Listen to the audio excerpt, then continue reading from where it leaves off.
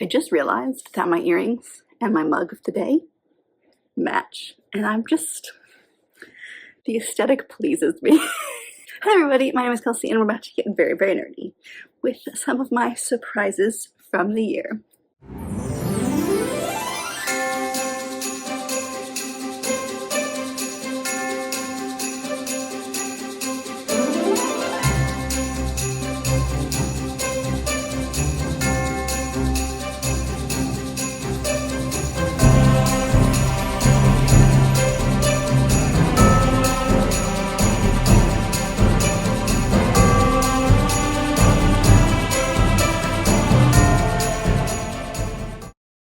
So today, like I mentioned in my last video, we are talking about books that surprised me for one reason or the other. We have 10-ish, because I've combined a couple, to talk about today. So without further ado, let's just dive in. So the first one is actually two combined because the reason that they are surprises and the reason that I enjoyed them are the same, even though they are vastly different stories.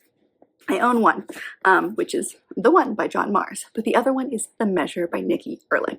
I talked about this one recently. I think it was my favorites by month video. I read that one like way back in like February or March. So like the fact that I'm still thinking about it, I feel like says a lot. Now, The Measure and One, like I mentioned, totally different stories, but they are both, I think I'm getting the subgenre correct, so if you know better, correct me if I'm wrong, but like speculative sci-fi is the best way that I can describe it. The Measure is about a world where one day everyone wakes up and there is a box. One box per person outside their front door, and there is a string in the box. And depending on how long the string is how long their life is. So some people have really long strings, some people have really short strings, some people didn't even open the box and decided that they just didn't want to know. So it's about this society and like what happens when this shows up, because like scientists have gone down rabbit holes and actually determined like based on this length you can determine how long you actually have to live, and some people want to know that and some people don't want to know that. And then of course like there's a lot of politics that get thrown into this. Like for example, one of the things is like hospitals and like the medicine side of it, of like if you're a short stringer and you come in to an ER, is it ethical to heal you even though you are a short stringer, so you're going to die anyway? Or is it unethical to not heal you? So it's like, that's one conversation. So it's very speculative. This surprised me because I read this for a recommendations by you vlog that I did way back at the beginning of the year. It was supposed to be the end of 2023. I had like a four episode vlog series that I was doing where I read books that you guys recommended, and I just didn't get to it to the beginning of this year. So I finally read this and I went in thinking, this is not for me. Nothing about the synopsis sounds interesting. It's just that kind of like sci-fi where I'm not going to enjoy it, but I'm going to give it a shot. And then like the writing style immediately turned me off as well. It was very scientific. But the more you get into the story, the more it makes sense and the more I enjoyed it, because like I said, it is a very scientific look at this world. It follows, I think, 5 or 6 different perspectives, and they're all different kinds of people. Some people, you follow a couple people who are in the same relationship. You follow someone who's a short stringer. You follow someone who's a little bit of a longer stringer. You follow someone who didn't look at their box. Like it's just all over the place. And it's written very biographical, which makes kind of lends this air of realism to it. And I think it's fantastic. And the more I got into the story, the more I enjoyed it. I'm lumping this one in with it as well because I picked it up because I enjoyed The Measure so much that I wanted the same vibe. So this is another kind of like speculative sci-fi, if you will, and it follows this app that is all about DNA. You like sign up by giving, like, I think it's like a cheek swab or something. Like you give your DNA, and based on your DNA, this app chooses your like soulmate. And so this follows like 5 to 6 people, another like 5 to 6 people, and it follows people who are in relationships, and they do this test, and they aren't soulmates. You follow people who are getting into relationships. You follow a serial killer as he finds his one. So it's very thrillery. Later on, you follow someone who like matches with a dude but that guy is dead and they match after he has passed away, and so like she connects with his family. There's some very questionable stuff that goes on in this book, but it has that same vibe of like, it's not realistic because I don't think it's possible to have an app like this that like can choose your one, but there's a lot of stories that like it's set in a very contemporary realistic society, like it's set in our society, so it has that sense to it, and it's definitely a thriller. I'm not sure if I would consider The Measure a thriller. Maybe I would in some elements, but this one's definitely a mystery like thriller vibe. So I'm lumping these together because they were both surprises, because they were this subgenre that I'd never tried before. I'd had this on a list for a while, so this one I was a little bit interested in. The Measure I had absolutely no interest in based on the synopsis alone, but I wanted to give it a shot. I wanted to try something that was totally different that I'd never read before. And because I enjoyed that so much, I dove into this one. And because I enjoyed this one so much, I just want to dive into all of like John Mars's works, because I went through his like, I almost said filmography, his like backlist of books, and there's a lot of them that I'm interested in. So if you have recommendations for something in this vein, let me know, because I discovered a new type of story that I've really enjoyed. So those were huge surprises. The next one that surprised me was One to Watch, and this one is by Kate Stayman London. This one surprised me, not because it's a contemporary romance, but I've read something very, very similar to this plot-wise, and I didn't love that one. So I was going into this one with like well, I don't really want to pick this one up now, but it fits for a prompt. I'll just see what happens, and it was so good. This follows our main character B, who is a stylish plus-sized fashion blogger, and so she watches this like bachelor style show, and so I can't remember what happens, but basically like she gets approached to be on it as a plus-sized bachelorette. So she's got all these bachelors who are like vying for her attention, and so it shows her on the show. It shows like all the background behind the scenes look at like how everything is run, what's realistic, what's not, and a possible romance that comes from that. I've read things very similar to this where a plus-sized person goes on a bachelor style show and they were fine. This I loved because I think I went in with, I mean, I expected to enjoy it. It was a contemporary romance. I love me a good contemporary romance, but I've been burned by this plot before. And this is the best one I've ever read. It tackles a lot of cyberbullying as well. Like, it does not shy away from telling the reader exactly what our main character encounters online.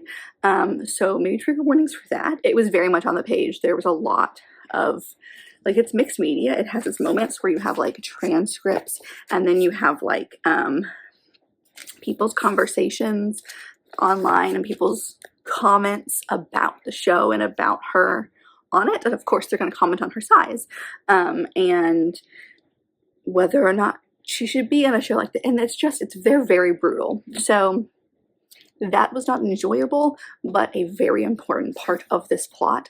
And I feel like, while it makes sense that that would be in this story, of the other books that I've read with this plot, it didn't have anything like that. So I just thought that the writing of this was very well done, and I think that's what surprised me.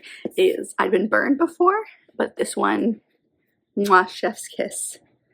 I really enjoyed the story, how it had all of its like rom-com romance feels that like you want, the happy fuzzy vibes, but it also had this very serious conversation behind all of it, and I enjoyed that as well. All right, so the next one I actually don't own, which is the Ancient Mage's Bride Volume 1. I read this in that ridiculously large manga vlog that I did, where I like tried like 30 different manga series, and this is one that I went in not expecting to enjoy because I have very strange specific likes and dislikes when it comes to mangas. I'm more of a contemporary manga person, romance mangas. Those usually work for me really well. The fantasy mangas don't. Some do, some occasionally do, but some don't. I did not actually expect to enjoy this one. I thought it was going to be one of those that I tried, I was going to hope to like, but I was going to come out of not enjoying. So I probably went in with significantly lower expectations. And I think because of that, I was pleasantly surprised by the world building. Now, there is a relationship that's not, I think I'm like 7 volumes in at this point. It's not happening. It's the title presents one thing that you think is going to be a thing, and that's not what's happening here, at least not yet. So I'm happy to continue until that happens, because our mage is like thousands of years old, and then he has an apprentice. That's kind of the whole point of this, is he like has an apprentice, brings her from like a terrible situation into a happier situation, gives her free reign, which she's never had before, and like teaches her about the magic world. The magic and the world building is fantastic. It's like you learn about all these different creatures, all these different communities, and it's really fascinating. And that part I loved, but she gives off the air of a child. I don't actually know how old she is. I think she's actually probably in her teenage years, but she gives off this childlike air and wonder. And so he takes on a like fatherly almost role, because he is going to be her mentor. He is training her in the ways of magic. It's hinted a few times by other people in the series that like maybe, you know, there could be something here, but like the age gap in my head between these two is so vast. And he's, like I said, takes on this fatherly character to her that it would be really, really weird if there was a relationship here. So I'm happy to continue with this. I want to continue. Like I said, I think I'm like 7 in, and we're okay so far. But the minute a relationship starts between the two of them, if it does at all, I'm out. So I'm tentative about the series. That was a very long explanation, but basically, like, I expected it to be one thing. It was not. I didn't expect to enjoy it, and I did. I was very surprised. And again, it comes down to that world building. That was so good. Along the same vein of that, because in the same vlog, I started the Promised Neverland series. This is the first volume. I own the first 2. And I put this on here because I don't remember who it was, because it's been many, many years. But I heard someone talk about this, that if you liked the Wayward Children series by Shauna Maguire, you would enjoy this series. It's about a bunch of kids in like a home, basically. And they're not allowed to go into the outside world, and there's some more weird stuff going on. The synopsis in the back literally ends with, one day though, Emma and Norman, who are the 2 main characters, uncover the dark truth of the outside world they are forbidden from seeing. And so there's this like mystery element to it. And so it's like very fascinated. It looks really cool. It's something I'd seen a ton of places. Before diving into this one, I made the very good decision to look at Goodreads. I think I was putting it in my like spreadsheet or something, but I went in to look at the genres, and I saw that a subgenre was horror, which I do not do. So I was like, oh no, what have I gotten myself into? So I went into this being like, this is going to be horrific. I looked at some reviews, and they were like, there's a big twist in this book, and once you figure out what the twist is, there are some horror elements, but it's not really a horror book. It's just has some horrifying plot things. And so I was like, okay, I'm probably going to hate this. I'm probably going to decide that this series is not for me. So I went in knowing those elements were there, and I'm so glad I did, because if I didn't know those were coming, they would have surprised me beyond belief. And the big like twist that we find, like why they can't go into the outside world, is horrifying, but at the same time, I am so interested in the rest of the series. So I'm gonna keep going. I've only, like I said, I've only started this first one. I haven't continued. It's one of the series in that video that I haven't actually continued with yet, but I'm going to continue until those horror elements are just a little too much. And it's also just like some of the art style in here is a little horrifying as well. So like be wary of that. But it's not a horror book. It's a fantasy story with some horror themes in it. So it's okay for me, someone who hates horror. And that's where I settled. But I'm so glad I looked those things up. This was surprising because I went in knowing those things, and I was like, I've tried some mangas in the past that have had some horror elements or are considered horror mangas, and I've absolutely hated them. So I'm probably not going to enjoy this one. I'm probably going to have to DNF this one and get rid of the first 2 that I own. And I enjoyed it, weirdly enough. So, and I think I read this at night too, like in bed, before bed, which was probably not the smartest decision, but I didn't have any nightmares. So, you know, it worked out. But yeah, I expected this to be not for me. And we'll see. Jury's still out on the series as a whole, but the first book has grabbed my attention. All right, the next one that surprised me was Seven Faceless Saints by M.K. Love. This is the first in a duology. I do not remember. I think it's just called the Seven Faceless Saints duology, to be honest, but I might be wrong on that one. Either way, I picked this one up. It came in like a fairy loot a while ago. Nothing about this sounded interesting. The synopsis is like romantasy elements. It's these two people who used to know each other in this fantasy world that revolves around these seven faceless saints. It's all like factions, and one is working for the guard and one is working for this other person, and they end up teaming together to be solving some mysteries. It's way more than that, but that's like surface level kind of what it's about. It felt like a very stereotypical YA plot. Didn't think anything of it. I think it was one of the magical readathon prompts in April. I needed something that I couldn't find anywhere else. Maybe it had a face on it. I don't remember. But it was like something specific that I couldn't find on any of my other books, and I found it on here, and so I picked it up thinking literally nothing of it. The world was fascinating. The writing, like, again, there's a lot of tropes and a lot of like plot things that are very, very typical and like YA fantasy. I didn't really expect it to be the best, most amazing thing, and it didn't get a full 5 stars. It definitely was like a 4 to 4.5. So it's not like the most amazing thing I've ever read, but I didn't expect anything from this. I honestly went in like not even sure what to think about it because I hadn't heard anybody talk about it. I'd only ever received it in the Fairy Loot, and like people who received it in Fairy Loot, I saw them like unbox it, but that was it. I hadn't like seen anybody read it and talk about it. So I was interested and I wanted to see how it was gonna go, and I enjoyed it. The second one, not so much. I think I put too much time between them, and if I had read them back to back, I probably would have enjoyed the second one more. Still good. That's not the problem. But like, there's rebellion in this, which you would expect from like a society that's like iffy. There's some mythology that's not actually true. Like, you know, all those things that you expect. And I loved the chemistry between our main two characters. That romance really solidified a lot of things for me. So I loved that part. But overall, it's not like the most unique thing I've ever read. I think I just did that like read it at the right time when I was in the mood for it situation.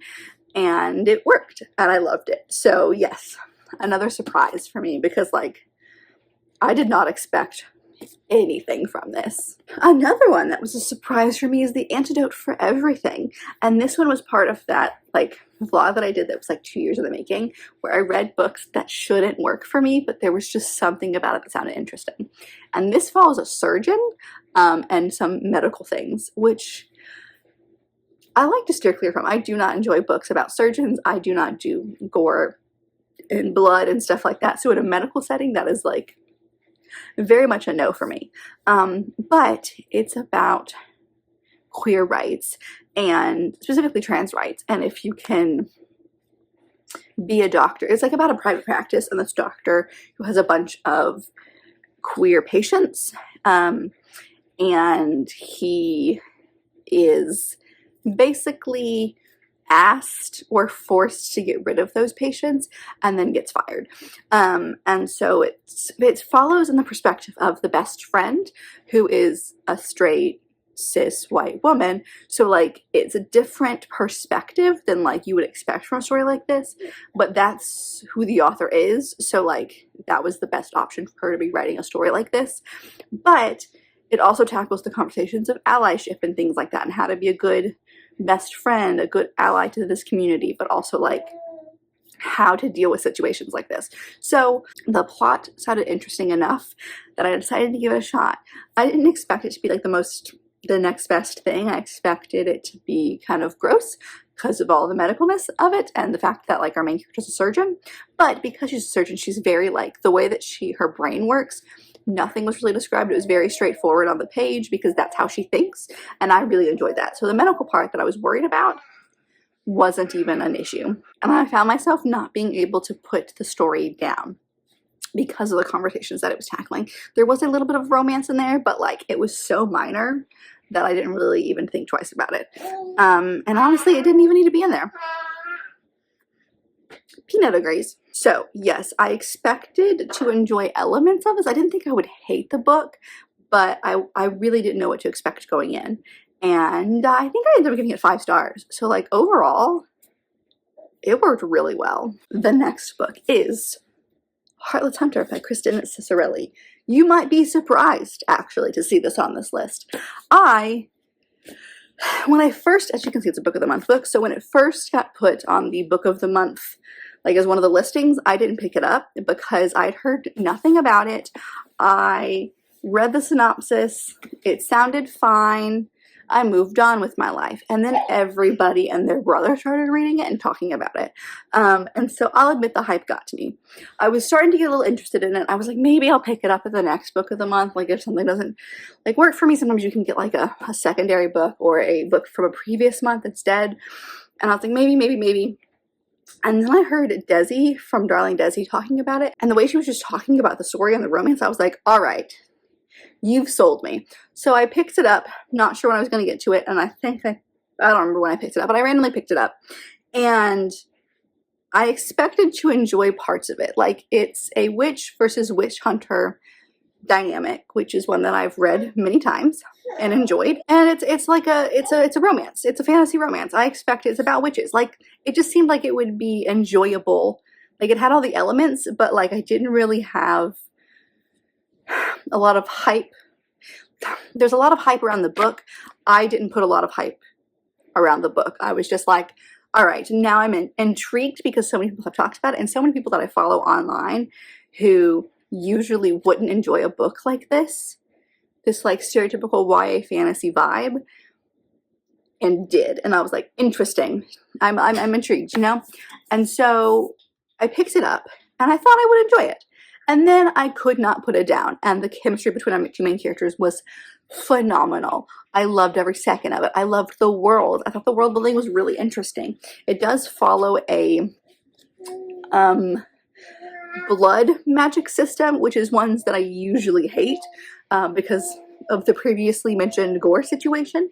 And this one has that, but it's not as on the page because of the way our main character goes about it. Either way, the magic system shouldn't have worked for me, and the way that it was written was very interesting, and I want to read the next one. I need to know what's happening next, because the way this ended, I am hooked.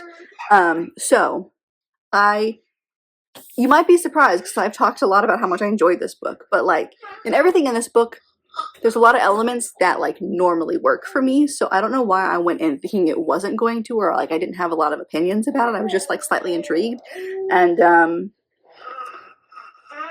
it was fantastic. The next one that I found very interesting was, None of This Is True by Lisa Jewell, which is a thriller. And there was just something about this. This one I picked up like somewhere, I think in the summer, and I just all of a sudden had this urge to pick up thrillers. I just wanted thrillers. And this one I'd recently picked up from Book of the Month. It's about a woman who does a podcast, and another woman, it's just a famous podcaster, interviews a stranger promising to divulge the story of a lifetime. Secrets emerge that threaten to expose the truth of the lives they've both worked hard to project and to protect. So you've got this podcast element, which I was very interested in. You've got these two women who, one is kind of like telling a story. And what I loved about this book is like there's, especially if you get the audiobook, there's obviously mixed media elements because you've got these podcast moments, and so it's like a conversation between these two women, and it's their dual point of views. But this literally had me guessing until the very last page. Like, I'm not even kidding you. The minute that you think as a reader you have figured out what is being told, and like the book explains the end to you, and you figured out this big mystery, then you have the last chapter, and it's all thrown into whack. And I just loved that, like, even until the very last page, I was second guessing everything I thought. None of this is true. So you would have like multiple people in here that you were not sure if you could believe what they're telling you. So very unreliable narrators throughout the whole book. And I just had never read anything like this. I've never read anything by Lisa Jewell, so I'm definitely, like, I've picked up a few books by her. I'm pointing there because it's behind the tree, which you can't see, but the other books I picked up are right there. And so I'm definitely interested in this author because this one was just the plot creation. I didn't know what to expect with it, and I was blown away the entire time. It literally had me second guessing everything. Every time I think I came to a conclusion of like, oh, that person's not so great, then something would happen. You're like, oh, actually, okay, maybe, let me rethink that for a second. So like, if you want to be on your toes, and this is not like a thriller, this is more of a mystery, like you're trying to figure things out. It has thriller elements, of course, but like this is a mystery, not a thriller, and it literally has you second guessing everything that you think the entire time that you're reading. And I very much enjoy that. That shouldn't, like, as like a theory, I don't like that. And I have not enjoyed that in books previously, but it worked in this one. So, everyone should read that. I loved it. The next one that surprised me was Just for the Summer by Abby Jimenez. So this one's a contemporary romance. I've never read anything by Abby Jimenez before. This is technically the third in the series, but it's a companion series. And some of the characters in the first book that were, I won't say minor characters, but more of a minor role, played a big role in this one. And it's these two people. It's very like, oh, what's that movie? I forgot about it before, but basically these two people are cursed, or they say that they're cursed because whoever they date finds their one true love right afterwards. And so they decide to date each other for one summer to hopefully nix this in the bud. And then maybe they'll actually like end up with someone. And then of course it's the two of them falling for each other. So I think I went into this one expecting it to be like a fun contemporary romance. I didn't really expect too much from it. Like it just like, it seemed fun. It seemed fine. I was going to enjoy it. Nothing amazing. And then there was so much more to this to enjoy. Like I loved like these two people have vastly different backstories and growing up and family issues, but they both have family issues. One person, his mother's going to jail because of like fraud almost, and he's now having to be in charge and take guardianship of his I believe it's four siblings. And then you've also got our main female lead whose mother is like very flighty and absent, but like only reaches out when she needs money and stuff like that. So like they have very, very different like upbringings, but they both have trauma with that. And so there's way more obviously to this romance. There's a lot of conversations about the two of them, and they've had a lot of like issues in their past. And so it was just fascinating. I really enjoyed the story. It took like, I finished this in like a day and a half, I want to say. Like it did not take me very long to finish this book because I was so invested, but I didn't expect to be as invested as I was, but I couldn't stop reading. So that's why I think that surprised me, is I expected it to be just like a run-of-the-mill contemporary and I would enjoy that and that would be fine, but it like took on a whole new like meaning and I loved it. There's a lot of Book of the Month books in this video I'm discovering. And the final book into this, I guess, surprises video was A Good Girl's Guide to Murder. I've talked about this one quite a lot recently. I read this for one of my hyped vlogs that I have been doing, where like I read the entire series, or a book, just kind of depends on what I'm in the mood for. And I wasn't really sure what to expect. Like this is a YA mystery series. I didn't know if I would enjoy it. Like I thought it would be fine. Like I didn't think I was gonna hate it. My best friend really enjoys this series and she has really good taste, so like clearly it's a good series. I just didn't know, I don't know, like I just kind of like went in going like this could be or it could be good. Like I'd read some YA mysteries over the summer when I was doing that. I was in that kind of a mystery kick and some didn't work so well. And so I was like, maybe I just enjoy adult mysteries versus YA mysteries. I don't know. So I went into this one hesitant, and because of the way that it was written, because it had mixed media elements, because the audiobook was full cast recording, like there's a lot of elements about this book, I loved it. I thought it was so good. I thought that it was just well written, and it's like a mystery. Like it says it's like a mystery thriller. It has thriller elements, but it's definitely more of a mystery. It's these two high school students trying to like solve this mystery in their town where like a girl died 5 years ago. She was a senior in high school and her boyfriend was convicted of, well, convicted might not be the right word. They thought that he did it, and then he ended up dead himself. And so they're like, ah, well, he clearly did it. And so like that was the end. They stopped investigating. And so she's like, I don't think that's actually what happened. And so she approaches this guy's younger brother, who's her age. Now they are, I think, juniors or seniors. I think actually they're juniors in this book. Or she is, he's a little bit older. And they agree to join forces as they figure out what else there is. Like, what did the police miss? Like, this didn't feel like his brother actually did it, just like the way things happened and turned out, and the fact that they still haven't found her body like 5 years later. So it's very interesting, and this entire town has thought of his family as like this bad family because of his brother. And so they're like, we're gonna get to the bottom of this. And so it was just very interesting, and I enjoyed all of the elements that I previously mentioned. So I think I went in because it was YA that I was like, well, we'll see. Some YA hasn't worked for me. And then this series was just so well done. And I even enjoyed all of them, like up to the third book. This one was by far my favorite in the series, but like a lot of people had issues with the last book, and I see why they had issues, but I enjoyed it. Like as a book, as a trilogy, it brought things full circle. I thought it worked really well. So that's not the point of this video, but my 2 cents on the series as a whole. And that's it. That is a look at the 10 books that surprised me for one reason or the other. I hope that you enjoyed. Peanut has woken up, so we have been joined by a friend. But that's what I've got for you guys today. So I hope that you enjoyed. But if you liked this video, and I very much hope that you did, don't forget to give it a big thumbs up and subscribe it down below if you'd like to be part of this awesome growing family. I've also got all my social media and other fun links down there, so don't forget to check all of that out. And I will see you guys in my next video. Bye!